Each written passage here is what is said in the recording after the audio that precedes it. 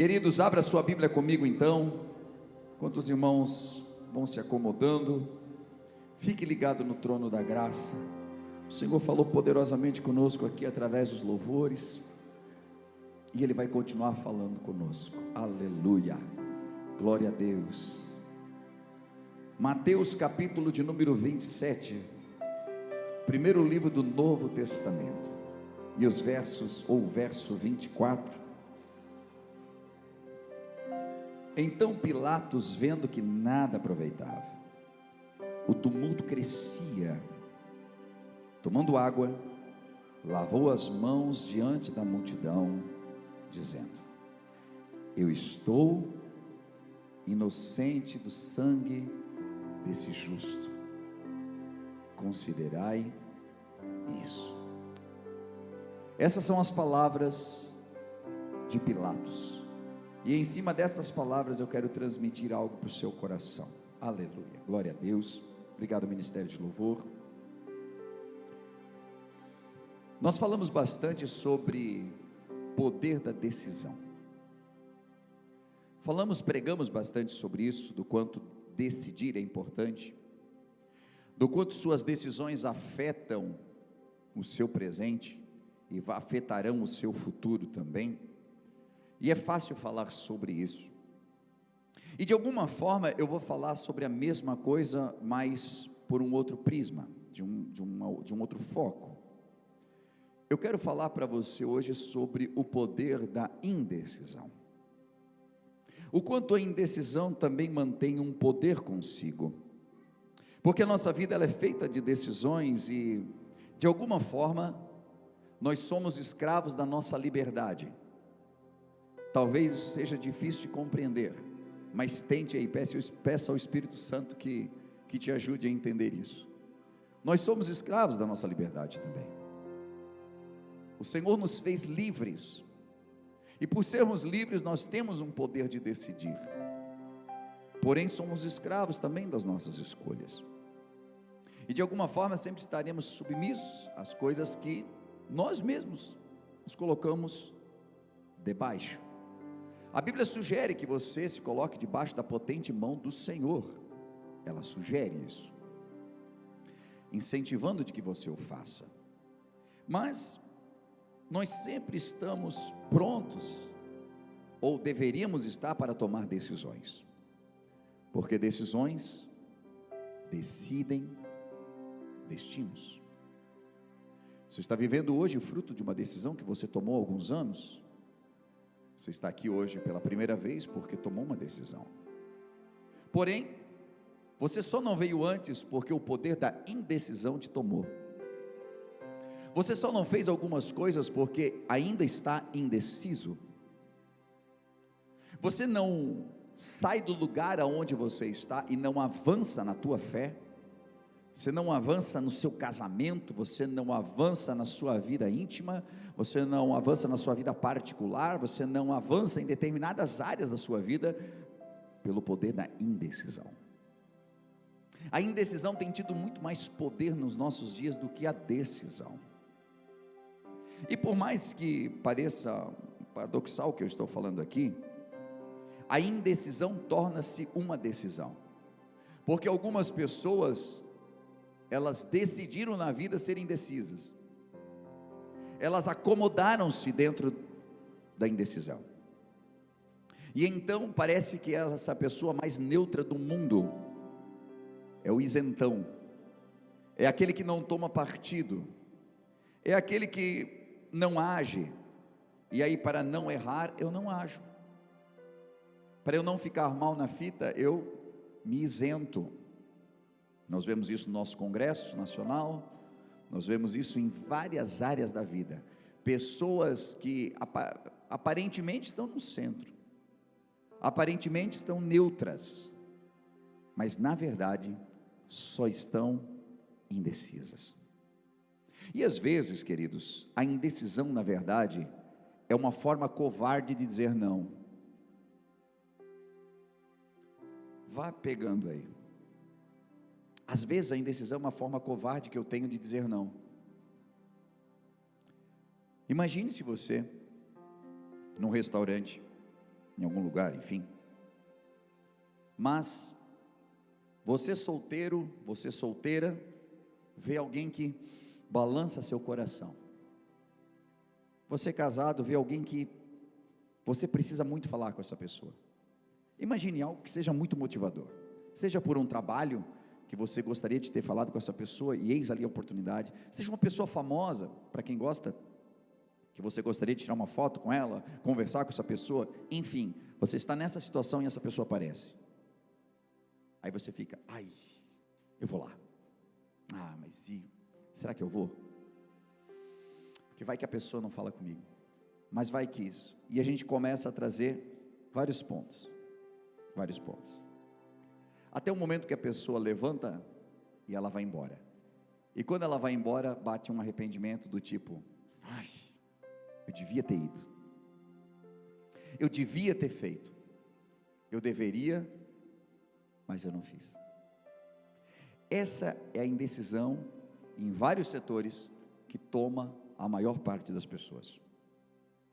Elas ficam falando com elas mesmas sobre tudo o que pode acontecer, e elas muitas vezes com medo do não, ou porque se sentem covardes, não tomam um posicionamento e preferem viver no arrependimento. Quantos de nós, se buscarmos na nossa memória, teremos um arrependimento de algum momento da vida, que poderíamos ter feito algo e não fizemos? Que você poderia ter defendido alguém, mas você não defendeu, que você poderia ter se posicionado e apanhado junto que seja, mas pelo menos não carregaria o que você carrega na sua consciência. O poder da indecisão te tornou neutro, te tornou invisível, te tornou inodoro, insípido, incolor, te tornou ninguém. Pilatos poderia ter entrado para a história de uma maneira muito extraordinária. Ele poderia ser o cara da cruz da esquerda ou da direita, ele poderia ser alguém arrastado pelas ruas, ele poderia ser alguém que sim, pode ser que sofresse, ele poderia ser alguém que talvez foi demitido por César, ele poderia ser alguém que aplacou uma grande rebelião em Jerusalém, mas ele preferiu entrar para a história como alguém que joga água nas mãos e tornou-se isento. Alguém certa vez escreveu, um escritor inglês aqui que se converteu em 1926, chamado Graham Greene: eu preferia ter sangue nas mãos do que ter as águas de Pôncio Pilatos passando por elas. Eu preferia ter vivido outra história do que a história de Pilatos. Nós vemos aqui que esse homem tinha algo em suas mãos para fazer, mas ele preferiu se isentar. Ele percebe desde o primeiro momento que estava diante dele alguém que era justo. Ele faz algumas perguntas para Jesus, e ele consegue identificar de que na verdade ali era uma baita de uma vaidade religiosa que estava acontecendo. Pessoas estavam querendo matar Jesus. Sua esposa tem um sonho, chega e diz assim: olha, eu sonhei com esse galileu, com esse nazareno aí a noite inteira, e o sonho me perturbava. E o sonho que aquela mulher teve já foi num sentido de dizer para o seu marido: olha, não tome parte nisso, o que você puder fazer, faça, porque está sendo injusto o que está acontecendo aqui. Mas agora ele começa a sentir-se pressionado. Ele é pressionado por seus amigos da corte, ele é pressionado por seus adversários, os religiosos da época que estavam incitando a multidão, ele é pressionado pelo medo de perder o seu emprego, ele é pressionado por vários ângulos, e ele está diante de algo que ele só teria uma coisa a fazer: livrar Jesus. Eu não estou entrando em questões teológicas aqui, porque de questões teológicas então nós estaríamos indo contra a teologia, porque Jesus veio para morrer e entregar a sua vida. Mas eu estou colocando aqui um fato histórico, e eu quero que você entenda que Pilatos tinha diante de si algo muito claro. Era contra os seus princípios morais matar aquele homem. crucificar aquele homem. E de alguma forma a Bíblia diz que ele tenta se livrar disso, pedindo para que Jesus falasse algo, e Jesus responde apenas o necessário, e ele manda para Herodes, que era o líder dos judeus de então. Pilatos estava ali como um governador de Roma, porque Roma dominava Israel naquela época, e ele manda para Herodes, que era rei deles. Herodes, quando vê, faz as suas brincadeiras ali com o Filho de Deus, mas manda de volta para Pilatos como alguém que diz assim: eu não vou tomar parte nisso, eu não quero saber de nada, eu não vou tomar decisão nenhuma. Outro indeciso, volta para Pilatos e ele tem uma decisão nas suas mãos, ele pode livrar, ou ele pode condenar. A Bíblia vai nos falando um pouquinho a respeito de como ele se encaminha, mas me faz muito pensar nos nossos dia a dia, de cada um de nós, quando nós temos que tomar uma decisão, mas ficamos pensando no que fulano vai pensar, no que os meus amigos vão pensar, no que a minha família vai pensar, no que a minha vovó vai pensar, e não tomamos algumas decisões. Pense em quanto tempo que você vem à igreja, pensa em quanto tempo que você ouviu a palavra de Deus, há quanto tempo você já foi tocada, você foi tocado de uma forma extraordinária, e você sentiu que, cara, esse é o caminho, a verdade e a vida, eu quero estar nele. Mas no momento de tomar a sua decisão por Cristo, de tomar uma decisão de mudar de vida, pesa-lhe a sua religião cultural, a sua tradição religiosa, a sua família, o que sua mãe e seu pai vão dizer, o que os seus amigos vão pensar, porque ninguém está se importando se você está indo para o mundo, ninguém se importa se você estiver em adultério, ninguém se importa se você deixar a sua esposa ou seu marido, ninguém se importa com nada, mas se você se decidir por Cristo e dizer: a partir de hoje eu vou seguir Jesus, as pessoas começam a se importar, e vão dizer o que para você? Tu virou de religião? Quer dizer agora que tu é um crente louco? Quer dizer agora que isso, que aquilo? Gente, é sempre assim. Já se ouviu em alguns testemunhos pais dizendo: eu preferia te ver na prostituição do que dentro dessa igreja. E isso é muito comum de se ouvir, porque enquanto você estiver não incomodando o inferno, está tudo certo, mas no momento que você entrega a sua vida a Jesus Cristo, acende uma luz no inferno, alguma coisa lá dizendo: alerta, alerta, alerta, mais alguém descobriu o seu propósito de vida. Quando você descobre o seu propósito de vida, você se torna uma ameaça, e tornando-se uma ameaça, sua família será seu adversário muitas vezes. E é nesse sentido que a palavra diz: quem não deixar pai e mãe por amor de mim, não é digno de mim. Não está dizendo que você tem que deixar seus pais, que tem que deixar sua família, não está dizendo isso, mas se eles se posicionarem contra o Senhor, fazendo com que você se decida contra Deus também, nesse sentido você deve ficar contra, você não deve levar a palavra deles adiante, é nesse sentido. Quantas pessoas que estão para tomar uma decisão por Cristo e dizer assim: eu vou me batizar, quero entregar minha vida para Jesus, a partir de agora eu quero uma nova história, o que eu senti na igreja foi algo diferente, mas não toma essa decisão, porque seus amigos de bar, porque seus amigos das festanças, porque seus amigos da prostituição, porque seus amigos que nunca lhe deram um bom conselho, suas amigas que nunca te deram um conselho que valesse a pena, olham para você e dizem assim: eu não acredito que tu vai fazer isso. Quer dizer, agora é que não sai mais, e vão te inibindo. Você toma uma decisão de não encher mais a cara, você está errado. Você já percebeu quanta incoerência que há no mundo? E vai te jogando cada vez mais para um campo da indecisão, e aí você vem na igreja porque é apaixonado por que acontece, mas você continua também vivendo uma vida mundana que já não faz mais a tua cabeça, mas por causa da galera que está contigo. Eu estou falando de indecisão, eu estou falando de estar em cima do muro. Algumas vezes nós temos indecisões, porque somos turrões mesmo.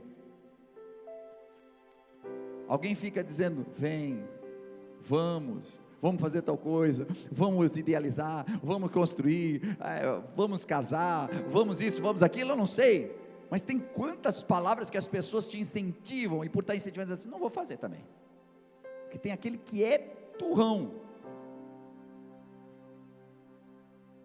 fica convidando, um dia eu vou, o dia que eu quiser, não gosto de pressão, e é uma desculpa para ficar no campo da indecisão, porque na verdade você queria dizer não, mas encontrou uma desculpa polida, e vive dizendo, não sei, vamos ver, quem sabe, num dia desse, uma hora vai, e tal. Muitos Pilatos ainda sobrevivem dentro de nós, vivemos pedindo água, para lavar as nossas mãos, acontece uma coisa, estamos isentos, porque muitas vezes, é como alguém que vota nulo ou branco, dependendo do que der, eu não tenho parte nisso, não votei nessa pessoa, não votei naquela pessoa, eu estou aqui isento, eu colaboro, quando eu me isento, eu sou tão culpado quanto, eu preciso ter um posicionamento,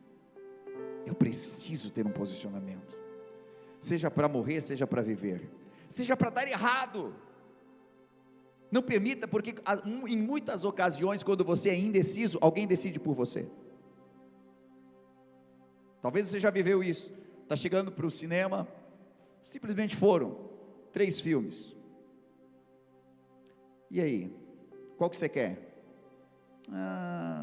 Não sei, então tem esse aqui que é isso, mas tá, dentro de você, você tem, mas tu está indeciso, porque tu está pensando no outro, porque tu está pensando, mas a pessoa te perguntou o que você quer, e quantas vezes você coloca a decisão na mão de alguém, que escolhe aquilo que você não queria,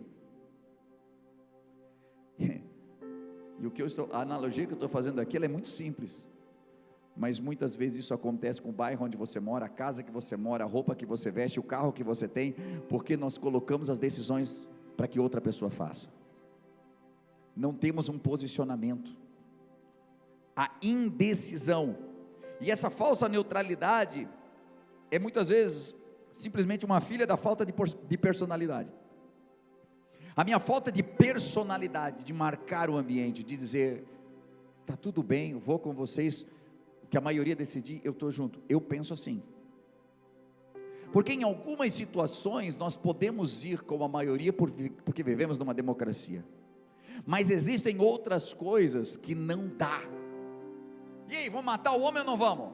Cara, se você quiser matar, eu não vou fazer parte disso, porque eu concordo, Jesus curou a minha família, Jesus fez isso, quantas pessoas que podiam ter esse posicionamento, mas não tiveram, Pedro, simplesmente, se escondeu, o único que estava ali, que a Bíblia vai citar é João, e as mulheres que estavam ali, as mulheres, tão deixadas de lado em muitos setores dessa cultura, mas cheias de fibra, e estavam ali, se quisessem matá-las, elas estavam ali, elas eram seguidoras dele.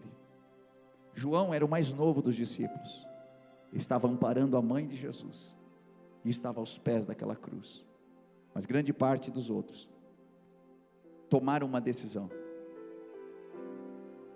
de ir embora, de se afastar, e eu estou falando isso hoje, porque nós estamos vivendo tempos, em que precisamos tomar decisões, que a indecisão sua tornar-se-á uma decisão, e que vão escolher por você, e que vão decidir por você, que a sua vida espiritual depende da sua decisão, porque a indecisão vai te deixar para trás, e há muitas coisas que você não tem recebido, porque você está levando, como nós brasileiros costumamos dizer, empurrando com a barriga, a gente vai esperando a coisa acontecer, nós vamos esperando que as coisas por si mesmas se façam, e elas não vão se fazer, porque há coisas que Deus faz por você, mas há outras que você precisa fazer, você dá o start, você age, e Deus toma a providência em cima das suas ações. Entre fazer e não fazer, não existe o talvez. Ou eu faço ou eu não faço. Esse talvez é o que engana muita gente. Talvez esse ano, talvez no ano que vem. Já percebeu que quando você vai marcar com uma pessoa alguma coisa, e ela não está interessada, ela vai dizer assim: então, vamos ver, né? E quando fala assim, é um jeito querido de dizer: não estou afim. Sabe o que é o gostoso? Vamos marcar? Vamos marcar. Agora não posso no final de semana, mas no outro, o que vocês acham? Tal. E cara, a gente vai fazendo acontecer. Precisamos disso. Porque esse talvez, e geralmente é assim, não é só nas nossas relações de amizade. Cara, isso permeia tudo. Isso permeia as coisas que você tem que fazer em casa e você não faz. Permeia a conversa que você tem que ter com o teu patrão e você não tem. A conversa que você precisa ter com Deus e você não teve ainda. A conversa que você precisa ter com a sua família, sentar com o teu filho e resolver um negócio que você está empurrando. Que você precisa sentar com a esposa e resolver, com o marido e resolver. E são conversas que nós vamos no campo da indecisão e vamos deixando passar, mas cuidado, às vezes nós vamos pensando que isso vai se resolvendo sozinho, mas não vai, isso vai se tornando cada vez maior o problema, e daqui a pouco, não conseguimos mais resolver. Cuidado, a indecisão tem feito crescer muitas coisas ruins, e não escolher, para muita gente tem se tornado uma escolha. Às vezes nós falamos com algumas pessoas que estão precisando entregar trabalho de faculdade, trabalho de escola, e tu diz: cara, você tem que começar a fazer, e a pessoa: não, eu estou deixando mais para frente. É o procrastinador. A procrastinação é alguém que está doente de indecisão, porque ele não decide fazer agora, mas ele não tem nenhum cronograma de quando vai fazer. Aí ele está deixando, porque eu não sei se na alma da pessoa ela pensa que um dia ela vai acordar e na mesa vai dizer assim: Espírito Santo, deixou uma carta dizendo: fiz para ti porque fiquei com pena. Tira essa ideia da cabeça, não vai acontecer. Não vai acontecer. Ninguém vai fazer por você, você precisa fazer. E tem uma outra coisa, você tem uma coisa para entregar em 30 dias, você pode sofrer 29 dias, e mais o último dia, trabalhando que nem um louco para entregar, ou você pode trabalhar um dia, e passar 29 desfrutando. Parou para pensar nisso? Eu sou um burro às vezes também, né? Perdão da palavra.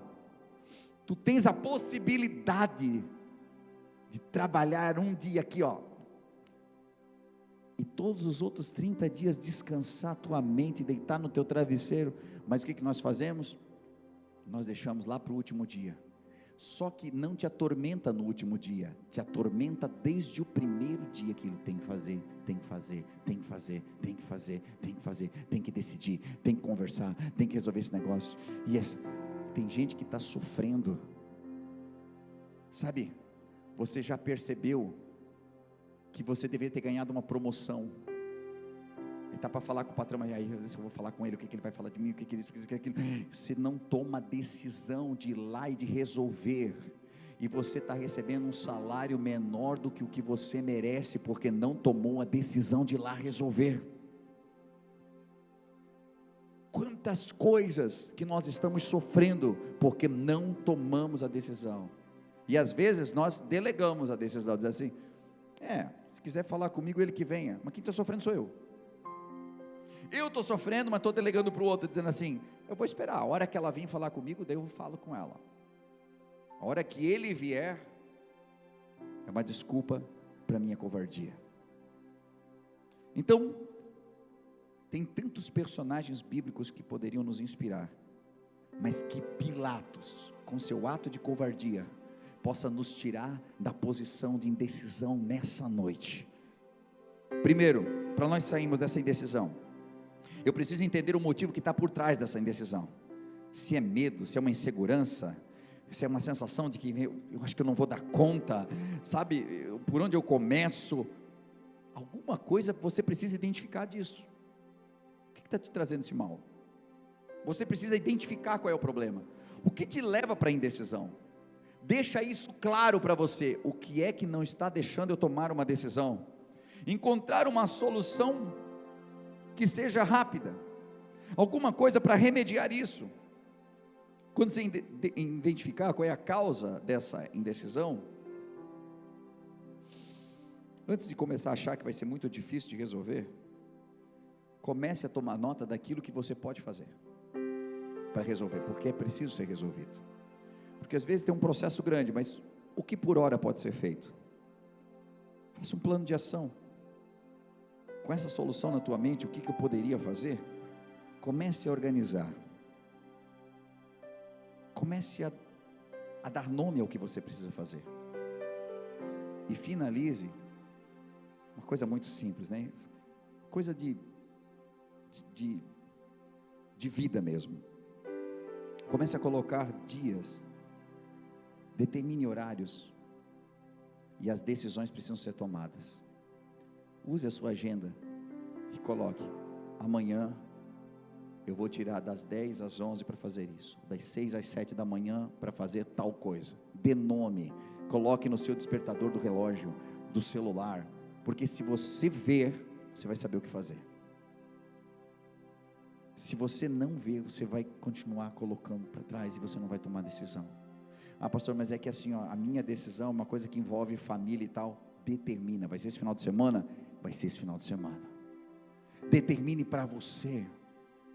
Pastor, é que na verdade a minha decisão é porque eu já estou uns 5 anos na igreja, mas não sou da igreja.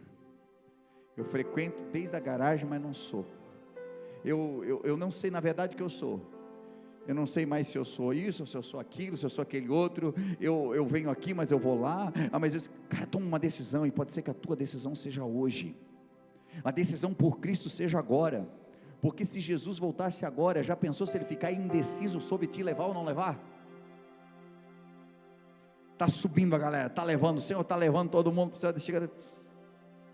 Ele não decidiu, então eu também agora estou indeciso, se eu levo ou se eu não levo. Ele não decidiu-se por mim. Ele não consegue se decidir se ele é ou se não é, se ele é cristão ou se não é. Gosta de fazer, de vez em quando, bater um tamborzinho ainda. Depois vem para a igreja, não sabe o que é. Aí eu não vou levar, porque vai que o outro quer levar ele. Qual é a sua decisão? Tem muita mulher olhando para o marido agora, dizendo: e aí, vamos ou não vamos casar? Ou o marido dizendo assim: fala a Deus. Qual é a tua decisão? Precisa tomar uma decisão. Olha só, a Bíblia diz em Hebreus 13:15: se hoje ouvires a voz do Senhor teu Deus, se hoje ouvires, não endureçais o vosso coração. E eu finalizo com Apocalipse 3:15 e 16, que diz: eu conheço as tuas obras, eu sei que você não é nem frio e nem quente. Melhor que você fosse frio ou quente. Assim, porque você é morno, não é frio e nem quente, eu estou a ponto de te vomitar da minha boca. Isso aqui é Deus falando. Isso aqui é o Senhor falando para a sua igreja. Ele está falando para uma igreja isso aqui, que é a igreja de Laodiceia, que segundo algumas interpretações escatológicas e bíblicas, teológicas, enfim, eles acreditam que seja a igreja que nós estamos vivendo hoje, um período que a igreja está vivendo hoje, um período de uma igreja que não é nem fria e não é nem quente. E entenda, por muito tempo as pessoas dizem assim, ou frio ou quente, ou está fora ou está dentro, ou está no mundo mesmo pecando, ou está na igreja servindo ao Senhor. Não, não é isso. Jesus, quando trouxe esta palavra aqui para João na ilha de Pátimos, é porque João também tinha conhecimento, e essa igreja foi escrita para a igreja de Laodiceia, uma cidade que estava rodeada de Hierápolis e Colossos. Hierápolis era uma cidade que era conhecida pelas suas águas termais. O pessoal aqui que conhece, tem aqui em Santa Catarina, tem águas termais também, são águas que curam. são águas que são medicinais, água quente. Agora, Colossos era conhecido pelas suas fontes de águas minerais, que era água boa para tomar, água fria. Mas Laodiceia, segundo alguns, eles tinham uma água tipo saloba, que quando se tomava aquela água dava ânsia de vômito. O que Jesus está colocando aqui? Que era melhor que tu fosse frio ou quente, era melhor que você ou fosse usado para curar pessoas, ou para trazer refrigério a pessoas, que você tivesse um posicionamento, que você entendesse o teu chamado, mas você está no meio da coisa, você é uma água morna, que quando se toma, dá um revertério, dá uma vontade de vomitar. Eu estou a ponto de te vomitar. Oxalá você fosse quente, ou oxalá que você fosse frio. Vai fazer um café quente, está com sede, vai tomar uma água fria, tomar café morno, vai matar a sede, veio do calorão, água morna nele. Gente, não precisa nem ser Laodiceia, só tomar água morna tu vomita também. Sabe o que é a palavra de hoje? Tome uma posição. Não é Deus que está atrasando a bênção de muita gente, é a pessoa que está atrasando porque não tomou a decisão de receber ainda, porque não se levantou, porque não se colocou na presença do Senhor, dizendo assim: Deus, a partir de hoje a minha vida muda por completo, vou largar essas tranqueiras toda que está me arrastando para ser morno, e eu vou ter um posicionamento em Deus. Se coloca de pé em nome de Jesus comigo.